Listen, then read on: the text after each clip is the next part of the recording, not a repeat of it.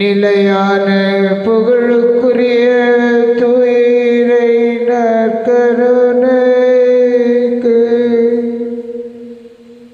எல்லா காலமும் ஆராதனையும் புகழும் போற்றியும் ஆற்றிமையும் உண்டாக கடவுள்.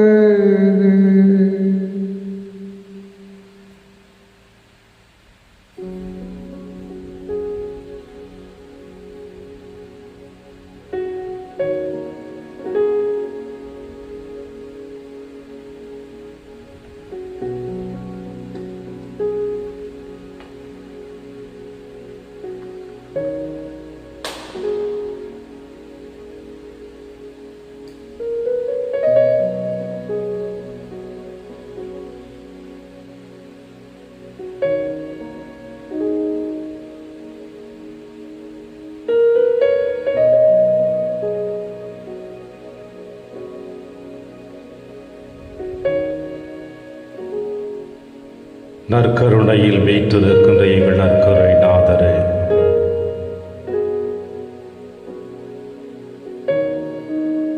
மீண்டும் மீண்டுமாய் உம்முடைய தூய பிரசன்னத்திற்கு முன்பாக எங்களை பெயர் சொல்லி அழைத்து உம்முடைய தெய்வீக பிரசன்னத்தின் வழியாக நாங்கள் ஆசீர்வதிக்கப்பட வேண்டும் என்று விரும்புகின்ற எங்கள் அன்பு தந்தையே,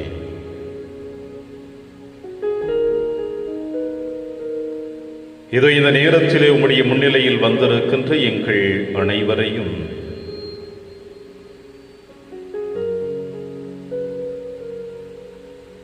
கடந்த வாரம் முழுவதுமாக எங்களோடு நீர் பயணித்து வந்து எங்கள் இன்ப துன்ப தருணங்களில் எங்களுக்கு ஆதரவாக இருந்து ஆறுதலாக இருந்து உம்முடைய தெய்வீக பிரசன்னத்தின் வழியாக நாங்கள் நிறைவு காண செய்தவரே, உமக்கு கோடான கோடி நன்றி செலுத்தி இது உம்முடைய திருப்பாதத்திலே நாங்கள் அனைவரும் சாஷ்டாகமாக விழுந்து கிடக்கின்றோம். தகப்பனே,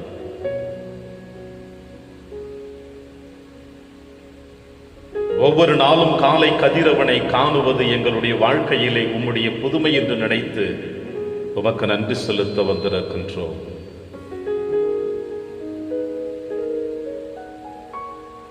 உம்முடைய பிரசன்னத்தின் வழியாக நாங்கள் ஆசீர்வதிக்கப்பட வேண்டும் என்பதுதான் எங்கள் ஒவ்வொருவருடைய எதிர்பார்ப்பாக இருந்து கொண்டிருக்கின்றது. அன்பு இயேசுவே, இன்றைய நாளிலே உம்முடைய முன்னிலையில் வந்திருக்கின்ற எங்கள் வாழ்வில் சந்திக்கக்கூடிய எல்லா இடர்பாடுகளாக இருக்கட்டும், இன்ப துன்ப தருணங்களாக இருக்கட்டும், எச்சூழ்நிலையிலும் உம்மை விட்டு விலகிச் செல்லாமல் உம்மோடு நாங்கள் பயணிக்கக்கூடிய அந்த ஆற்றலையும் வல்லமையும் ஆறுதலையும் ஆசீர்வாதத்தையும் எங்களுக்கு நீ தர வேண்டும் என்று இயேசுவின் நேரத்தில் உம்முடைய முன்னிலையில் நன்றி கலந்த வணக்கத்தோடு உம்முடைய பாதத்தில் நாங்கள் விழுந்து கிடக்கின்றோம். அப்பா,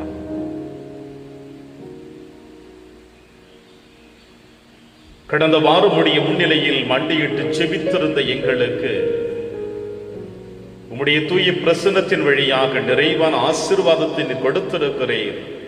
இதற்காக உமக்கு நன்றி செலுத்துகின்றோம்.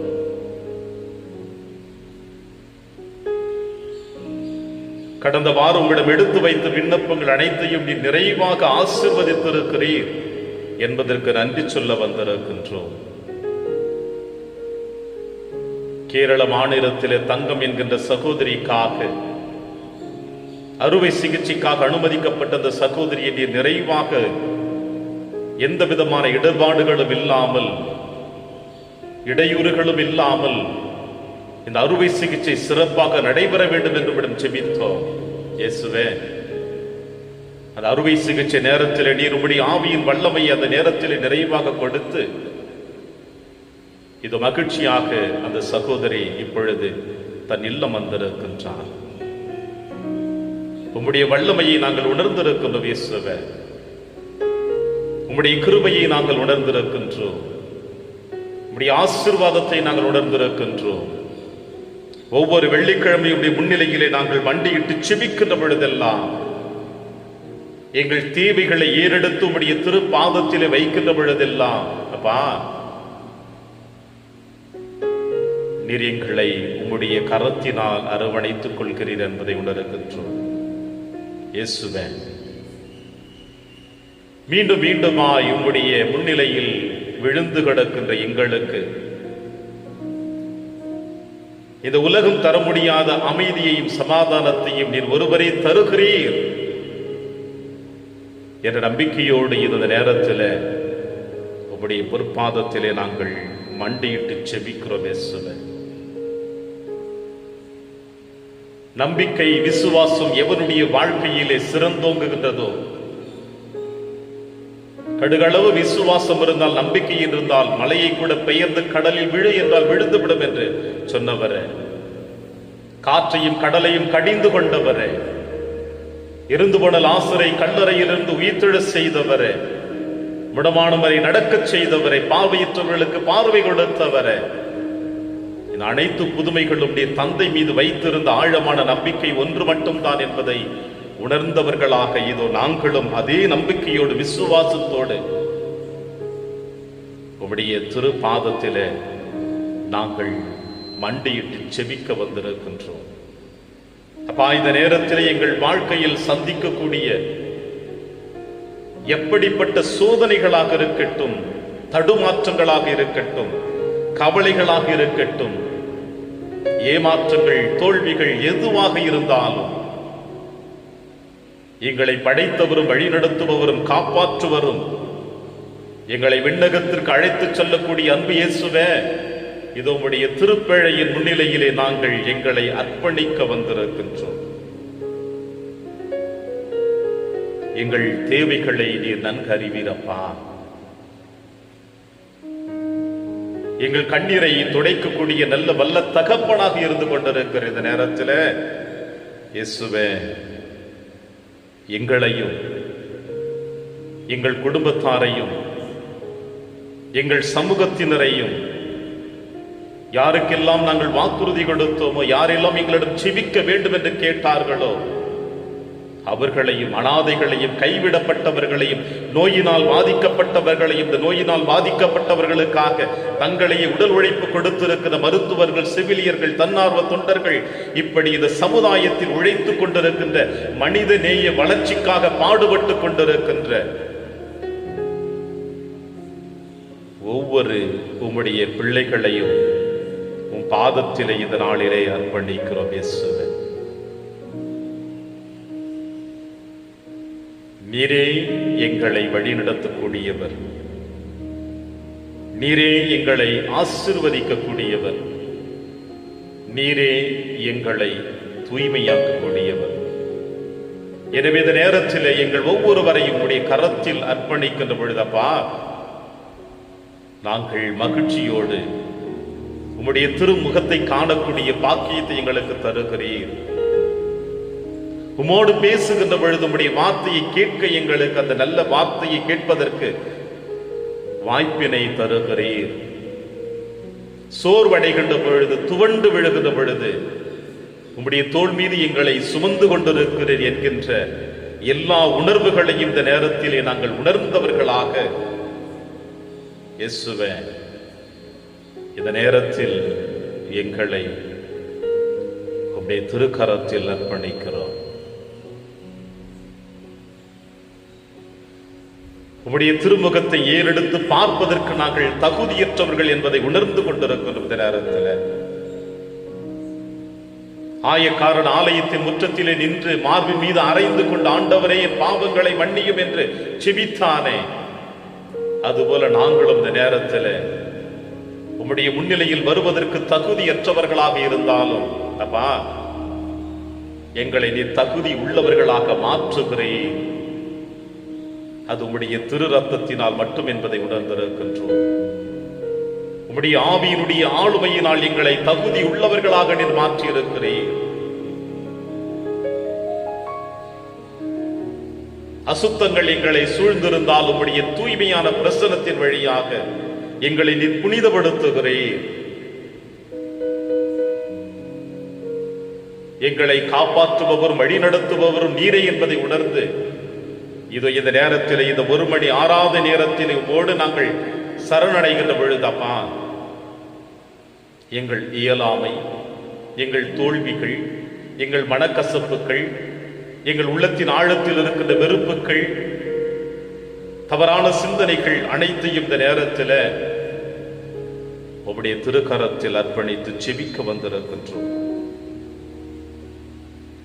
எங்கள் வாழ்க்கையிலே நம்பிக்கையற்ற தனத்தை தூக்கி எறிந்துவிட்டு நம்பிக்கையோடு விசுவாசத்தோடு உம்மை ஏறெடுத்து வருகின்ற பொழுது நாங்கள் எப்பொழுதுமே ஆசீர்வதிக்கப்படுவோம் என்ற நம்பிக்கையோடு அப்பா இந்த நேரத்தில் உம்முடைய கரத்தில் எங்களை அர்ப்பணிக்கிறோம்.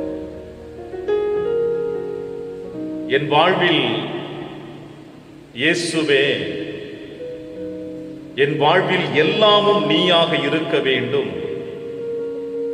என்னுடைய சோகங்கள், என்னுடைய கவலைகள், என்னுடைய கஷ்டங்கள், இவை அனைத்திலும் இருந்து நீரே என்னை வழிநடத்த வேண்டும் என்று அப்பா இதோ நேரத்தில் உம்முடைய கரத்தில் எங்களை அர்ப்பணித்து உம்முடைய ஆவியின் வல்லமையினால் எங்களை ஆட்கொண்டு உம்முடைய ஆவியின் ஏவுதலால் எங்கள் இதயத்தில் இருக்கின்ற அசுத்தங்களை விரட்டி நாங்கள் உம்முடைய அன்பின் குழந்தைகளாக உம்முடைய வார்த்தைகளை கேட்கக்கூடிய, செவிமடுக்கக்கூடிய நல்ல மந்தையின் ஆடுகளாக வாழுகின்ற வரத்தை நீர் எங்களுக்கு தர வேண்டும் என்று இயேசுவே இந்த நேரத்தில் உம்முடைய கரத்தில் எங்களை அர்ப்பணித்து செபிக்கிறோம்.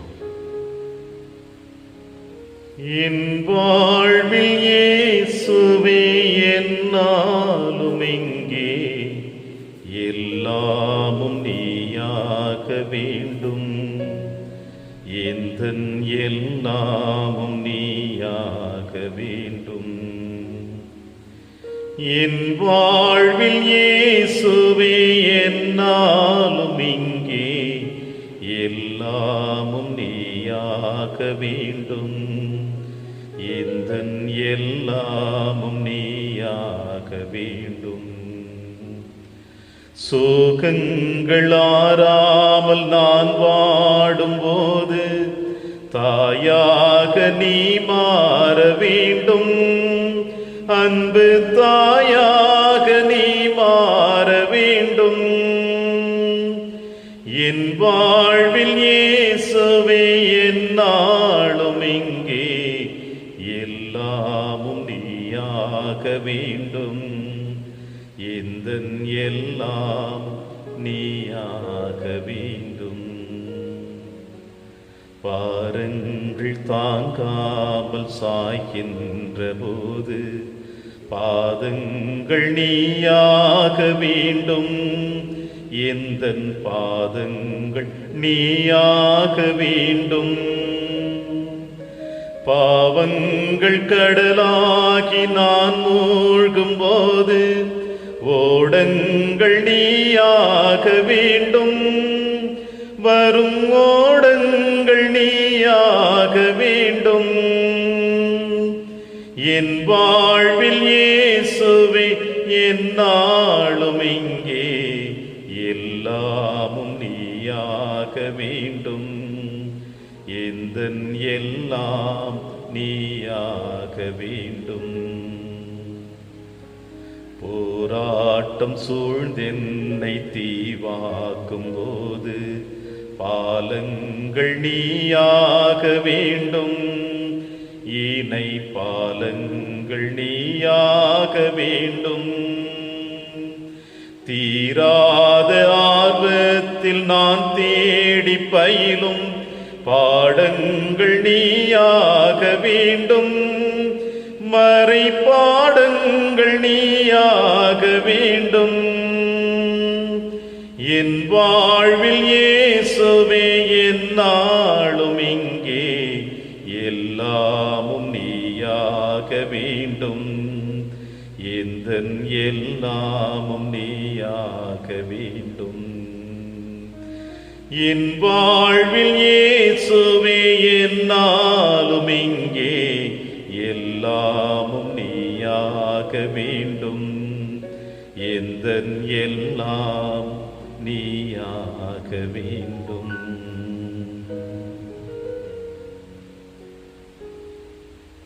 என் வாழ்வில் இயேசுவே எல்லாமும் நீயாக வேண்டும், எந்தன் எல்லாமும் நீயாக வேண்டும். பாரங்களும் தாங்காமல் சாய்கின்ற பொழுதும் பாதங்களாக நீ மாற வேண்டும் என்றும், பாவங்கள் கடலாகி நான் மூழ்கின்ற பொழுது ஆன்மீக ஓடமாக நீர் எங்களுக்கு வேண்டும் என்றும்,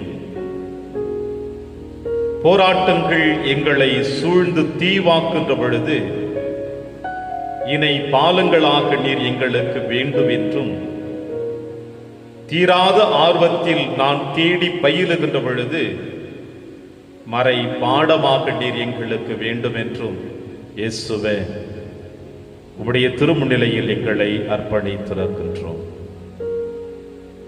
இந்த நேரத்திலே உங்களை வந்திருக்கிற எங்கள் ஒவ்வொருவரையும் உடைய கரத்தில் அர்ப்பணிக்கிற பொழுது எங்களை நீர் ஆசீர்வதித்து அர்ச்சித்து புனிதப்படுத்தி எங்கள் சோக நேரங்களில், துயர நேரங்களில், கஷ்ட நேரங்களில் எங்களை நீர் காப்பாற்ற வேண்டும் என்று இந்த நேரத்தில் உடைய திருப்பாதத்தில் அர்ப்பணிக்கிறோம் இயேசுவே. ஆறுதலும் ஆற்றலும் வல்லமையும் சக்தியையும் தெய்வீக பலத்தையும் ஆன்மீக பாதையையும் நல்லதொரு பாதையையும் நல்ல தகப்பனாக, நல்ல தாயாக, நல்ல ஆசானாக, நல்ல வழிகாட்டியாக, நல்ல நண்பனாக எங்களுக்கு நீரே இருக்கிறது என்பதை உணர்ந்தப்பா இந்த நேரத்தில் எங்களையும் இந்த அலைவரிசையின் வழியாக உம்முடைய திருமுகத்தை காண வந்திருக்கின்ற ஒவ்வொரு பிள்ளைகளையும் நீர் ஆசீர்வதித்து காப்பாற்றி வழிநடத்த வேண்டும் என்று இயேசுவே எங்களை அர்ப்பணித்து ஜெபிக்கிறோம். எங்களை ஏற்று வழிநடத்தி உம்முடைய வார்த்தையை கேட்கக்கூடிய எங்கள் ஒவ்வொருவருடைய செவிமடல்களையும் தூய்மையாக்கி நாங்கள் நல்லதொரு பலனை இந்த மண்ணுலகத்தில் எங்கள் வார்த்தையாலும் வாழ்வாலும் பிறருக்கு வாழ்ந்து காட்டக்கூடிய ஆசீர்வாதத்தை கொடுத்தருள வேண்டும் என்று எங்கள் ஆண்டவராகிய கிறிஸ்து வழியாக மன்றாடுகின்றோம். ஆமென்.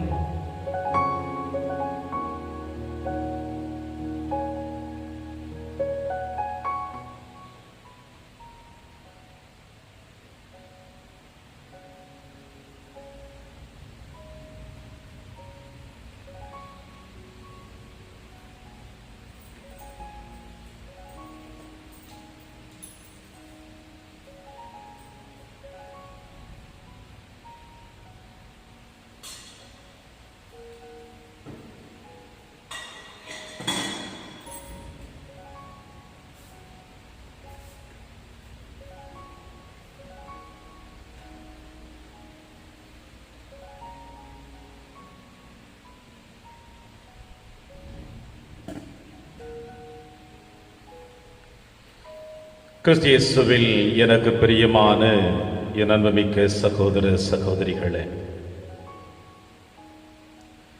மீண்டுமாய் இதோ நம்முடைய நற்கருணை நாதர் முன்னிலையில் நம் அனைவரையும் இவர் அழைத்து வந்து அவருடைய ஆசீர்வாதத்தை பெறுவதற்கு நம்மை தகுதி உள்ளவர்களாக மாற்றுவதற்கும் வழிநடத்துவதற்கும் நம் தேவன் என்று உறுதியான வாக்குறுதி கொடுக்க காத்து கொண்டிருக்கின்றார். வாக்குறுதி என்பது இந்த மண்ணுலகில நீங்களும் நானும் கொடுக்கின்ற வாக்குறுதி போல அல்ல. பல நேரங்களிலே நம்முடைய வாக்குறுதி நம்முடைய சுயநலத்திற்காக, நம்முடைய தேவைகள் நிறைவேற்றப்பட வேண்டும் என்பதற்காக, அல்லது இந்த சமுதாயத்திலே நாம் உயர்ந்தவர்களாக வாழ வேண்டும் என்பதற்காக, இந்த சமுதாயத்தில் இருக்கிற அடுத்தவர்கள் நம்மை மதிக்க வேண்டும் என்பதற்காக நாம் வாக்குறுதி கொடுத்து கொண்டிருக்கின்றோம். இப்படிப்பட்ட வாக்குறுதிகள் அனைத்துமே இந்த மண்ணுலகிலே அழிந்து போகக்கூடிய செல்வங்களை போன்றதுதான்.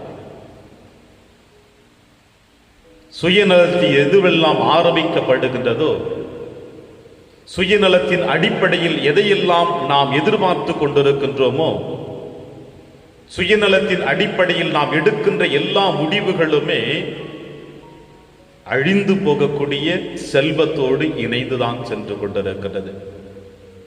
அதில் ஒன்று நீங்களும் நானும் கொடுக்கின்ற வாக்குறுதி. இந்த வாக்குறுதியை பல நேரங்களிலே அடுத்தவர்கள் நம்புகிறார்கள். அந்த வாக்குறுதியை நம்பி அவர்கள் தங்கள் வாழ்க்கையை ஆரம்பிக்கின்ற பொழுது அதிலே அவர்கள் தோல்வியையும் சந்திக்கிறார்கள். எப்பொழுது நாம் ஒருவருக்கு வாக்குறுதி கொடுக்கின்றோமோ அந்த வாக்குறுதி அவருடைய வாழ்க்கையிலே ஒரு நல்லதொரு வாழ்க்கைக்கு வெளிச்சத்தையோ, ஒரு நல்லதொரு மாற்றத்தையோ, அவர்கள் வாழ்க்கையில் ஒரு முன்னேற்றத்தையோ ஏற்படுத்தாமல் இருக்கின்ற பொழுது நாமும் நம்முடைய வாக்குறுதிகளும் மறைந்து விடுகின்றோம். அது நானாக இருக்கட்டும், அது நீங்களாக இருக்கட்டும், யாராக இருந்தாலும் சரி. ஏனென்றால் இப்படிப்பட்ட வாக்குறுதிகள் சுயநலத்தின் அடிப்படையிலே அமைகிறது என்பதை நாம் உணர்ந்து கொள்ள முடியும். ஆனால் தேவன் கொடுக்கின்ற வாக்குறுதி, இறைவன் கொடுக்கின்ற வாக்குறுதி, நம்முடைய நற்கருணைநாதர் கொடுக்கின்ற வாக்குறுதி எப்பொழுதுமே அழிந்ததில்லை, மறைந்ததும் இல்லை. அது இந்த உலகத்திலே இன்று வரை நிலைத்து நின்று கொண்டிருக்கின்றது. அந்த வாக்குறுதியை நம்பிக்கையின் அடிப்படையில் யாரெல்லாம் அதை ஏற்று வாழுகிறார்களோ அவர்கள் இந்த உலகம் அழிந்தாலும் சரி என்றுமே அவர்கள் நிலைத்து நிற்பார்கள் என்பதற்கு வேதத்திலே ஒரு அற்புதமான சாட்சியத்தை நாம் காண முடிகிறது. பவுலடிகளார் எபேரியருக்கு எழுதிய திருமுகம் 11ஆம் அதிகாரம் இறைவசனம் 7 மற்றும் 8 இவ்வாறு நாம் வாசிக்க கேட்கின்றோம். கடவுள் கொடுக்கிற வாக்குறுதி, அந்த வாக்குறுதியை நம்பிக்கையோடு ஏற்றுக்கொண்ட நோவா. 7வது இறைவசனம், நோவா கண்ணுக்கு புலப்படாதவை குறித்து கடவுளால் எச்சரிக்கப்பட்ட பொழுது, நோவா கண்ணுக்கு புலப்படாதவை குறித்து கடவுளால் எச்சரிக்கப்பட்ட பொழுது தன் குடும்பத்தை காப்பாற்ற கவனத்தோடு ஒரு பேழையை அமைத்தது நம்பிக்கையினால் தான். இறைவன் கொடுக்கிற வாக்குறுதி அவருடைய பார்வைக்கு தெரியவில்லை என்றாலும் தன்னையும் தன் குடும்பத்தையும் காப்பாற்றுவதற்காக அவர் எடுத்த முயற்சி முதலில் நம்பிக்கையில் அமைகிறது. அதன் வழியாய் அவர் உலகை கண்டித்து இறைவனுக்கு ஏற்புடையவர் என்னும் உரிமை பேறு பெற்றதும் நம்பிக்கையினால் தான். இறைவனிடமிருந்து வருகின்ற அந்த வாக்குறுதியானது எந்த அளவிற்கு தன்னையும் தன் குடும்பத்தையும் காப்பாற்றும் என்ற ஆழமான நம்பிக்கை அவருக்கு இருந்தது. அந்த நம்பிக்கை ஒன்றின் அடிப்படையிலே தேவனிடமிருந்து தந்தையிடமிருந்து வருகின்ற அந்த நம்பிக்கையை, வாக்குறுதியை தன் வாழ்க்கையிலே கடைபிடித்து வாழ்ந்தால் நானும் என் சந்ததியாரும் என் குடும்பத்தாரும் ஆசீர்வதிக்கப்படுவோம் என்று அவர் நம்பினார். எனவேதான் அதன் வழியாய் அவர் உலகை கண்டித்து இறைவனுக்கு ஏற்புடையவர் என்னும் உரிமை பேறு பெற்றதும் அதே நம்பிக்கையினால் தான். எபிரியருக்கு எழுதிய திருமுகம் 11ஆம் அதிகாரம் 8வது இறைவசனம் உங்களுக்கும் எனக்கும் சொல்லுவதை கேட்போம். ஆபிரகாம் தாம் அழைக்கப்பட்ட பொழுது கீழ்ப்படிந்து உரிமை பேராக பெறவிருந்த இடத்திற்கு சென்றதும் நம்பிக்கையினால்தான். ஆபிரகாம் கடவுள் அழைக்கின்ற பொழுது அந்த அழைப்பினை கீழ்ப்படிதலின் அடிப்படையில் ஏற்று உரிமை பேராக இருந்த இடத்தை பெறுவதற்கு அவர் சென்றதும் நம்பிக்கையினால்தான். ஏனென்றால் தாம் எங்கே போக வேண்டும் என்று தெரியாதிருந்தும் அவர் புறப்பட்டு சென்றார். கடவுள் அவரை அழைத்து அவருக்கு வாக்குறுதி கொடுக்கின்ற அந்த இடத்திற்கு செல்லுவதற்கு அவர் எங்கே செல்ல போகிறார், எப்படி செல்ல போகிறார், அந்த பயணத்தினுடைய வழிமுறைகள் என்ன என்பதையும் அறியாமல் இறைவன் கொடுத்த வாக்குறுதியை அவர் ஏற்றுக்கொண்டு அந்த வாக்குறுதியை தன்னுடைய வாழ்வாக அவர் முயற்சிக்கின்ற பொழுது அவர் பெற்ற அந்த ஆசீர்வாதம் இன்று நீங்களும் நானும் அவரை விசுவாசத்தின் தந்தை என்று நாம் அவரை அழைக்கின்றோம். இவை அனைத்தும் எதை குறிக்கிறது என்றால், நோவாவாக இருக்கட்டும், ஆபிரகாமாக இருக்கட்டும், இவர்கள் அனைவருமே கடவுள் மீது வைத்திருந்த அளவு கடந்த நம்பிக்கை ஒன்று மட்டும்தான். இந்த நம்பிக்கை ஒன்றுதான் அவர்கள் எடுத்த முயற்சிகளில் வெற்றியடைய வைத்திருக்கிறது. ஆனால் நம்முடைய வாழ்க்கையில நாம் எப்படிப்பட்ட நம்பிக்கையை இயேசுவின் மீதும் கடவுள் மீதும் வைத்திருக்கின்றோம்? யோவான் நற்செய்தி 11ஆம் அதிகாரம் இறைவார்த்தை 40 உங்களுக்கும் எனக்கும் இவ்வாறு சொல்லுவதை நாம் கேட்போம். இயேசு அவரிடம், நீர் நம்பினால் கடவுளின் மாட்சிமையை காண்பாய் என நான் உன்னிடம் கூறவில்லையா? நீ நம்பினால் கடவுளின் மாட்சியை காண்பாய் என நான் உன்னிடம் கூறவில்லையா? பல நேரங்களிலே நம்முடைய வாழ்க்கையும் இப்படித்தான் நடைபெற்றுக் கொண்டிருக்கின்றது. நாமும் கடந்து சென்று கொண்டிருக்கின்றோம். இறைவன் மீது நாம் நம்பிக்கை வைக்கிறோமா இல்லையா என்பது ஒரு பெரிய கேள்விக்குறியாக கூட இருக்கிறது. ஏனென்றால் நாம் எதிர்பார்ப்பதெல்லாம் இறைவன் கொடுக்க வேண்டும் என்ற ஆழமான எதிர்பார்ப்பு. எதையெல்லாம் நாம் கேட்க விரும்புகிறோமோ, எதையெல்லாம் கடவுள் கொடுக்க வேண்டும் என்று நாம் ஆசைப்படுகின்றோமோ, அதை அனைத்தையும் நாம் பெற வேண்டும் என்று அவரிடம் வருகின்ற பொழுது, அதிலே தோல்விகளை நாம் சந்திக்கின்ற பொழுது, அதிலே ஏமாற்றங்களை நாம் சந்திக்கின்ற பொழுது, இன்னும் ஆழமாக சொல்ல வேண்டும் என்றால் காலதாமதம் ஆகின்ற பொழுது நம்முடைய நம்பிக்கை சற்று தளர்வு காணப்படுகிறது. யாக்கோபு எழுதிய திருமுகம் 1ஆம் அதிகாரம் 3வது இறைவசனம் அற்புதமாக நம்மை சிந்திக்க அழைப்பு கொடுக்கிறார். உங்கள் நம்பிக்கை சோதிக்கப்படும் பொழுது, உங்களுடைய நம்பிக்கை சோதிக்கப்படுகின்ற பொழுது மன உறுதி உண்டாகும் என்பது உங்களுக்கு தெரியாதா? நம் அனைவருடைய நம்பிக்கை சோதிக்கப்படுகின்ற பொழுது நாம் ஆண்டவரிலே ஆழமான மன உறுதியோடு நாம் ஜெபிக்க வேண்டும். அப்பொழுதுதான் நாம் எதிர்பார்ப்பது, ஆசைப்படுவது, கேட்பது, விண்ணப்பம் வைப்பது அனைத்துமே ஆண்டவரால் ஆசீர்வதிக்கப்படும்.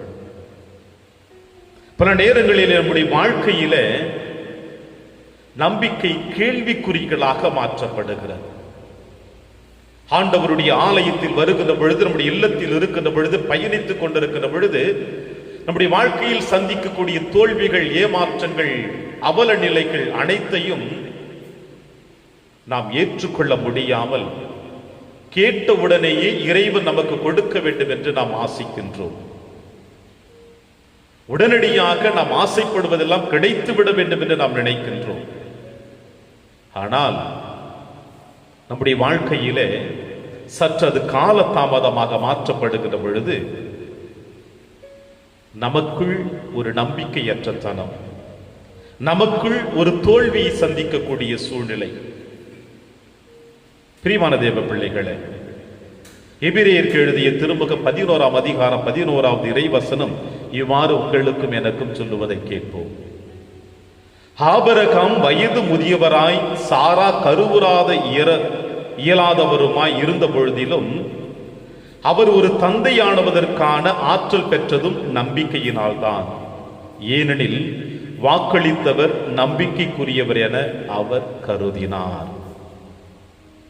ஆபிரகாம், சாராள் முதிர்ந்த வயதில் தனக்கு சந்ததி இல்லை என்ற மன வருத்தம் அவர்களுக்கு ஏற்பட்டாலும், அவருடைய எதிர்பார்ப்பு நிறைவாக பெறவில்லை என்ற ஒரு மன வருத்தம் இருந்தாலும்,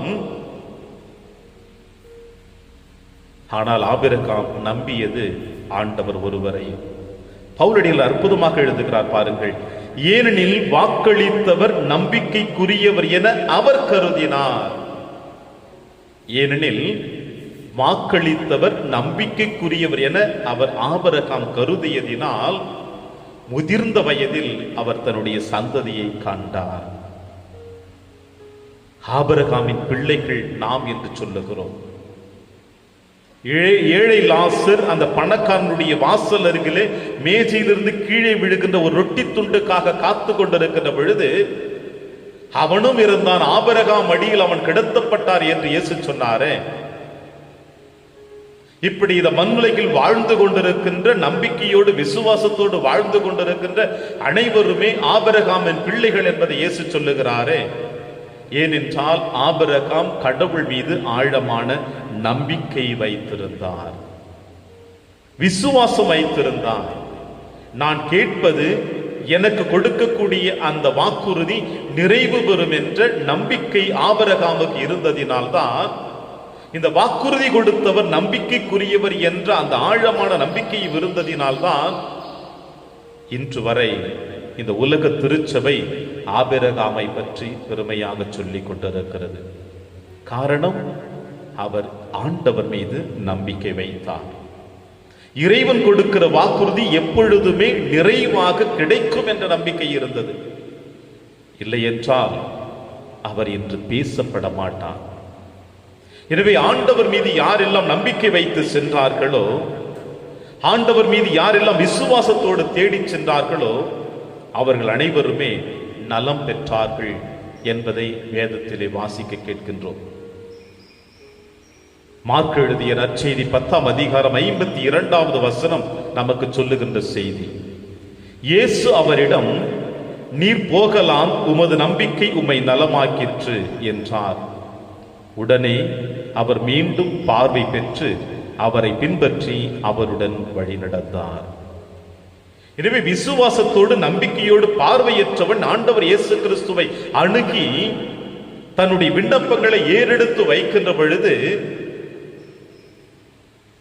அவன் குணம் பெற்றான், மீண்டும் பார்வை பெறுகிறான்.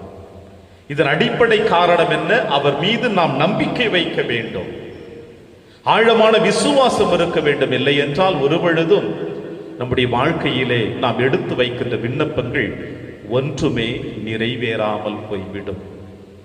இன்றைய நற்செய்தி வாசகத்தை கூட நீங்களும் நானும் சற்று ஆழமாக சிந்தித்து பார்த்தோம் என்றால், தொழுநோயாளர் ஆண்டவர் இயேசு கிறிஸ்துவை நோக்கி சொல்லுகிறான், நீர் விரும்பினால் நான் குணம் பெறுவேன் ஆண்டவரே என்று சொல்லுகிறான். அவனுடைய உள்ளத்தின் ஆழத்தில் இருந்தது அவர் மீது நம்பிக்கை. ஆனால் அவர் விரும்பினால் நான் குணம் பெறுவேன் என்ற அந்த ஆழமான விசுவாசம் ஆண்டவர் இயேசு கிறிஸ்துவை சற்று சிந்திக்க யோசிக்க ஆரம்பித்தது. அவனிடம் சொல்லுகின்ற வார்த்தை, நான் விரும்புகிறேன், நீர் நலமாகப்படுவாய். நான் விரும்புகிறேன், நீர் ஆசீர்வதிக்கப்படுவாய். நான் விரும்புகிறேன், நீ நோயிலிருந்து விடுதலை அடைவாய். நான் விரும்புகின்றேன், உன்னுடைய உடலும் உள்ளமும் தூய்மையாக்கப்படுகிறது. இயேசு கொடுக்கின்ற வாக்குறுதி. பிரியமான அன்பின் தேவ பிள்ளைகளே, தாயின் கருவறையிலிருந்து இந்த மன்னகத்தை தொட்ட நாள் முதல் இன்று வரை உங்களுடைய என்னுடைய வாழ்க்கையில நீங்களும் நானும் இவர் மீது எந்த அளவிற்கு நாம் நம்பிக்கை வைத்திருக்கிறோம், இவர் மீது எந்த அளவிற்கு நாம் விசுவாசத்தோடு நம்முடைய விண்ணப்பங்களை ஏறெடுத்து வைத்திருக்கிறோம். நம்முடைய வாழ்க்கையிலே இவரை நோக்கி செபித்த செபங்கள், எடுத்து வைத்த விண்ணப்பங்கள் அனைத்திலும் நாம் வெற்றி அடைந்திருக்கின்றோமா அல்லது தோல்வி அடைந்திருக்கின்றோமா என்று சிந்திக்க அழைப்பு கொடுக்கிறார் நம் தேவன். ஏனென்றால் பல நேரங்களிலே நம்முடைய இயற்கையான உள்ளங்கள் என்னவென்றால் குறைகள் குறைகள் குறைகள் என்றேதான் நாம் இறைவனிடம் நாம் சொல்லிக் கொண்டிருப்போம் ஒழிய நம்முடைய விண்ணப்பங்களையும் நம்முடைய எதிர்பார்ப்புகளையும் இறைவன் நிறைவேற்றவில்லை என்றால் நம்முடைய உள்ளத்தின் ஆழத்தில் இருக்கின்ற விசுவாச நம்பிக்கை முற்றிலுமாக தொய்வு அடைகிறதையும் ஆண்டவர் மீது வைத்திருக்கும் நம்பிக்கையும் குறைவதையும் நாம் காணுகின்றோம். ஆனால் இன்றைய நாளிலே ஆண்டவர் இயேசு கிறிஸ்து தொழுநோயான எந்த அளவிற்கு ஆண்டவரை நோக்கி நீர் விரும்பினால் நான் குணம் பெறுவேன் என்று சொன்னானோ, அதே போல நாம் நம்முடைய உள்ளத்தின் ஆழத்திலிருந்து எழுந்து வருகின்ற விண்ணப்பங்களை அவருடைய திருப்பாதத்தில் எடுத்து வைக்கிற பொழுது நமக்கு நம்பிக்கை இருக்கிறதா, விசுவாசம் இருக்கிறதா என்ற கேள்விக்குறி இன்று எழுப்புகிறார் இயேசு. ஏனென்றால் ஆதி முதல் இன்று வரை அவரை நோக்கி நம்பிக்கையோடு விசுவாசத்தோடு பயணித்தவர்கள் இன்று வரை திருச்சபையில் வழிகாட்டிகளாக வழிநடத்துபவர்களாக இருந்து கொண்டிருக்கிறார்கள். விண்ணகத்திலே இறைவனை முகமுகமாக தரிசித்துக் கொண்டிருக்கிறார்கள். இந்த மண்ணகத்திலே அவருடைய மறு சாயலாக வாழ்ந்து கொண்டிருக்கிறார்கள். இவர்கள் அனைவருமே அவர் மீது வைத்திருந்த அளவு கடந்த நம்பிக்கையும் விசுவாசமும். நம்முடைய நம்பிக்கை விசுவாசம் குறைவுபட்டால் நாம் ஏறெடுத்து வைக்கின்ற விண்ணப்பங்களும் ஏறெடுத்து வைக்கின்ற எதிர்பார்ப்புகளும் அதில் நாம் வெற்றியை காண முடியாது என்பதை நம் தேவன் என்று நமக்கு தெளிவாக வெளிப்படுத்துகிறார். எனவே என் பிரியமான தேவ பிள்ளைகளே, இந்த நேரத்திலே நம்முடைய நற்கருணை நாதர் முன்னிலையில் வந்திருக்கின்ற நீங்களும் நானும், ஆண்டவரே, இத்தனை ஆண்டுகளாக நம்பிக்கையற்ற தனமாக நான் வாழ்ந்திருந்தால் அதற்காக நான் மனமருந்தி உம்மிட மன்னிப்பை நான் வேண்டுகிறேன். என்னுடைய உள்ளத்தின் ஆழத்தில் இருக்கின்ற நம்பிக்கையற்ற தனத்தை விலக்கிவிட்டு நான் நம்பிக்கையோடும் விசுவாசத்தோடும் உன்னை மீண்டும் மீண்டுமாய் நெருங்கி வரக்கூடிய அந்த ஆற்றலையும் வல்லமையும் ஆசீர்வாதத்தையும் எனக்கு நீர் நிறைவாக தாரும் என்று இதோ இயேசுவிடம் நம்மை அர்ப்பணிப்போமா? இயேசு நம் விண்ணப்பங்களையும் நம் எதிர்பார்ப்புகளையும் இருக்கரம் விரித்தவராக காத்து கிடக்கின்றார். மண்டியிடுவோம், இயேசுவிடம் நம்மை அர்ப்பணித்து ஜெபிப்போம். இயேசு நம்மை அரவணைக்க இதோ காத்து கிடக்கின்றார்.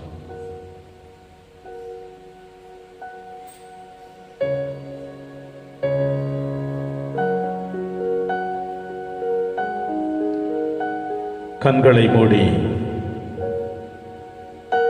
இயேசுவினுடைய திருமுன்னிலையில் வந்திருக்கிற நாம்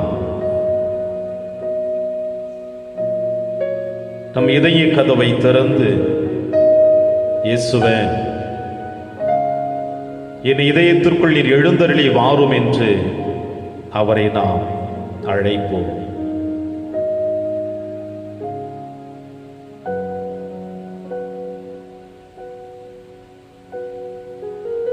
அவர் ஒருவரே நம்மை வழிநடத்தக்கூடியவர், காப்பாற்றக்கூடியவர் என்பதை உணர்ந்தவர்களாக இது இந்த நேரத்திலே நம்முடைய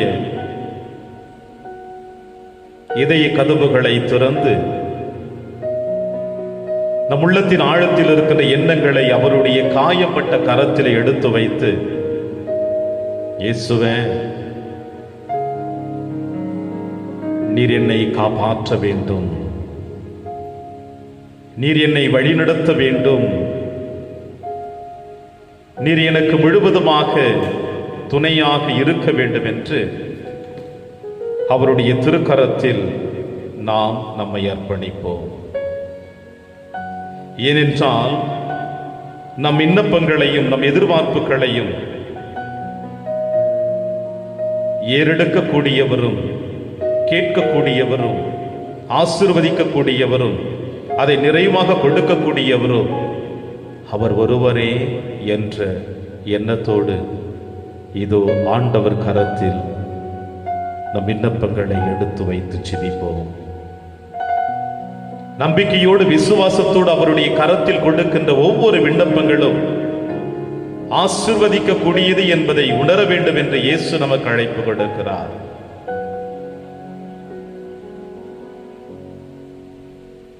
ஏனென்றால் இயேசுவிடம் கரம் ஏந்தியவர்கள்,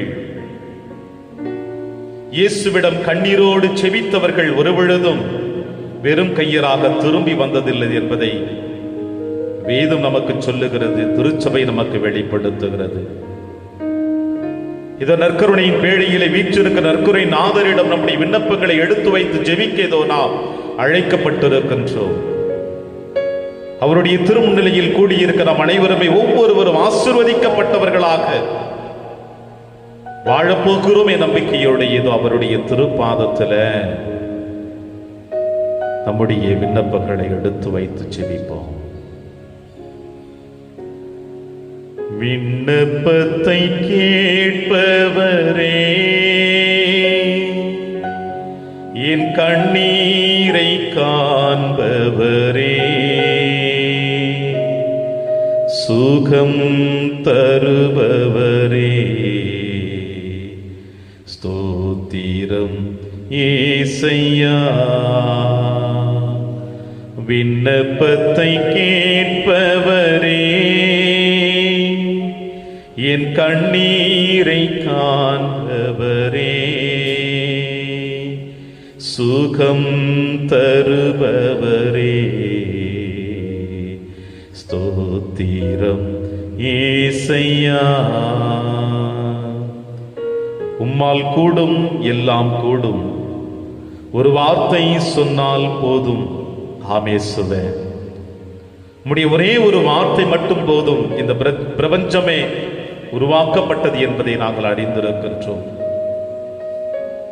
ஒளி உண்டாகுக, இருள் அகன்று போக கடவதாக. உம்முடைய ஒரே ஒரு வார்த்தை, எழுந்து நடக்க வேண்டும் என்ற புடமானவனுக்கு நீர் வாக்குறுதி கொடுத்தீர். பார்வையற்றவனை உம்முடைய கரங்களினால் தொட்டு தூய்மையாக்கினீர். இறந்தவரை கடன் பிடித்து எழுப்பி நிறுத்தி இருக்கிற அனைத்துமே உம்முடைய ஒரே ஒரு வார்த்தையினால். எனவே இயேசுவே, இந்த நேரத்தில் எங்களையும் எங்கள் குடும்பங்களையும் உம்முடைய கரத்தில் அர்ப்பணித்து ஜெபிக்கிறோம். உம்முடைய ஒரே ஒரு வார்த்தையினால் எங்களுக்கு உம்முடைய வாக்குறுதி கொடுத்து வழி நடத்த வேண்டும் என்று. உம்மால் கூடும் எல்லாம் கூடும், ஒரு வார்த்தை சொன்னால் போதும். உம்மால் கூடும் எல்லாம் கூடும், ஒரு வார்த்தை சொன்னால் போதும். ஐயா, ஒரு வார்த்தை சொன்னால் போதும். ஐயா, ஒரு வார்த்தை சொன்னால் போதும். விண்ணப்பத்தை கேட்பவரே, என் கண்ணீரை காண்பவரே,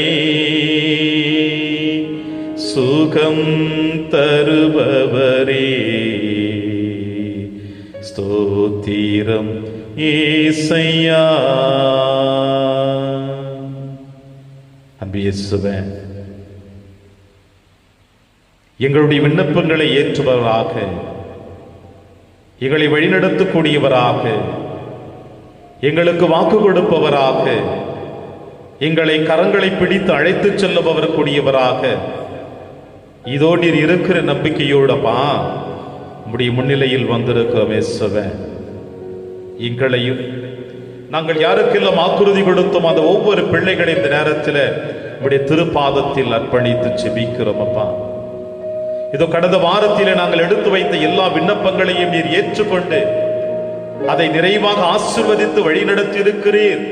அதற்கு நாங்களே சான்றுகளாக, சாட்சிகளாக உம்முடைய முன்னிலையில் வந்து எங்களுடைய நன்றியின் பூக்களை உம்முடைய கரத்தில் அர்ப்பணித்து ஜெபிக்கிறோம். இது இனி வருகின்ற இந்த வாரம் முழுவதுமாக எங்களோடு உடனிருந்து எங்களை வழிநடத்த வேண்டும் என்று இயேசுவை ஜெபிக்கிறோம். அப்பா, எங்கள் தேவைகள், எங்கள் ஆசைகள், எங்கள் ஒவ்வொருடைய விண்ணப்பங்களையும் நீ நன்கு அறிந்து வைத்திருக்கிறீர் தகப்பனே. இந்த நேரத்தில் உடைய முன்னிலையில் நாங்கள் வந்திருக்கிற பொழுது யாருக்கெல்லாம் நாங்கள் செபிக்கிறோம் என்று வாக்குறுதி கொடுத்தோமோ அந்த பிள்ளைகள் ஒவ்வொருவரையும் உடைய அன்பின் கரத்தில் அர்ப்பணிக்கிறோம் அப்பா. இது அறந்தாங்கி என்கின்ற இடத்தில தெரேசா என்கின்ற குழந்தை தெரேசா என்கின்ற அந்த வயது முதிர்ந்த மூதாட்டியை உடைய கரத்தில் அர்ப்பணித்து செபிக்கிறேன் இயேசுவே.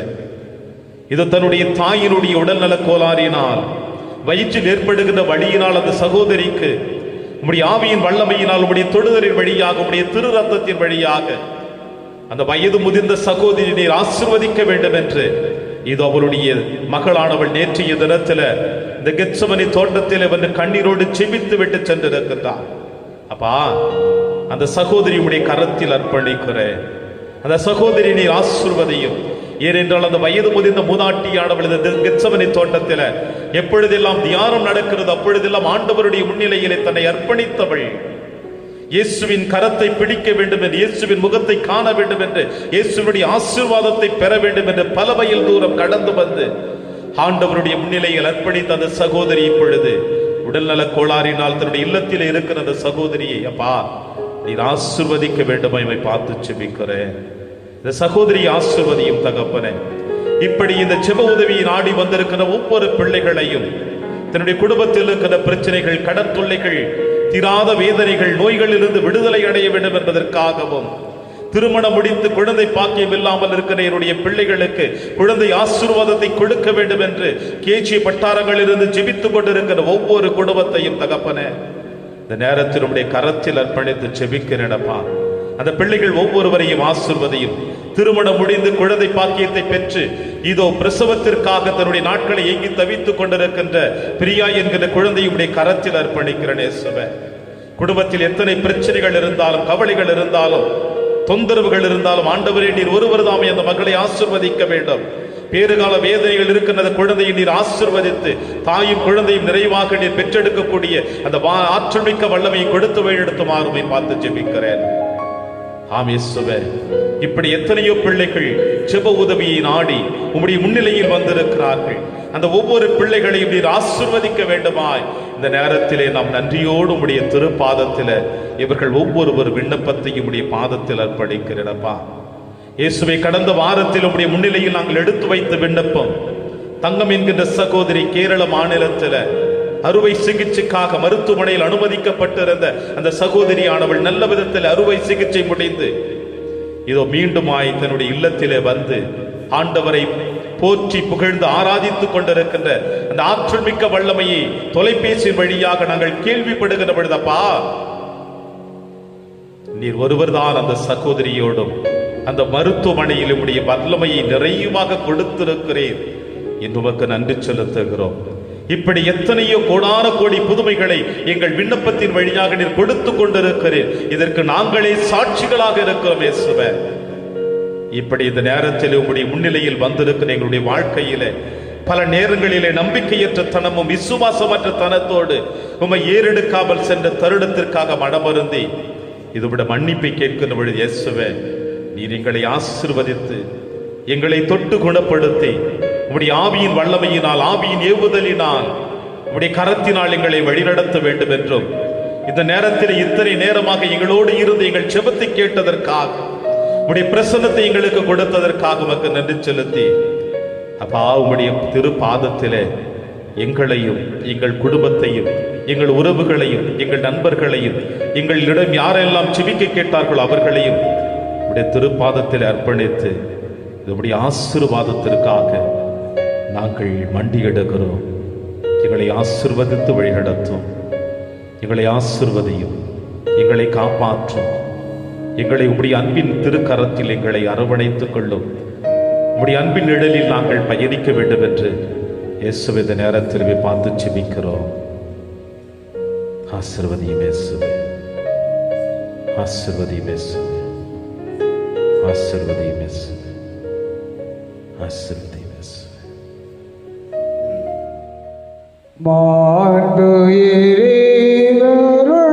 அனுமானத்தை தாழ்ந்து பணிந்து ஆராதிப்போம். பழைய நியம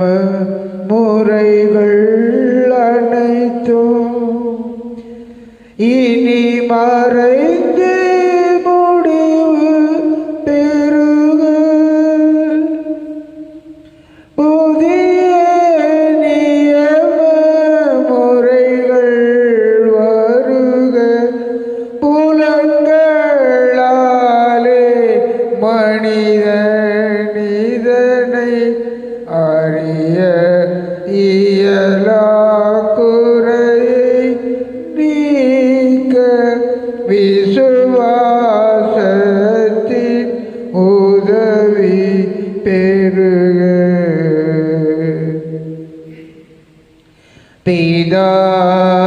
பிதாவர்க்கும் சுதனவர்க்கும் புகழ்ச்சியோடு வெற்றியர்க்கும் மீட்பின் பெருமை மகிமையோடு வலிமை வாழ்த்து யாவுமாக இருவரிடமாய் வருகின்றவரா தூய ஆவி ஆனவர்க்கும் அளவில்லாத சம புகழ்ச்சி என்றுமே உண்டாகுக.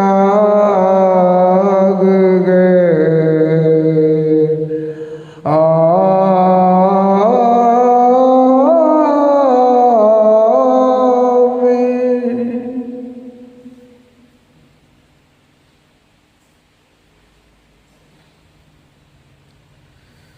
மன்றாடுவோமாக.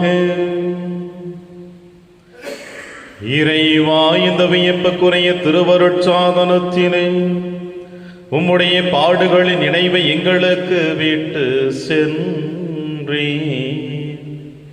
உமது திருவுடல் திரு ரத்தம் இவற்றின் மறைபொருளை வணங்கும் நாங்கள் உம்மைப்பின் பயனை இடைவிடாமல் அனுபவிக்க அருள் புரிவீராக. இறைவனாய் என்றென்றும் வாழ்ந்து ஆட்சி செய்கிற எங்கள் ஆண்டவர் இயேசு கிறிஸ்து வழியாக உம்மை மன்றாடுகின்றோம். ஆமென்.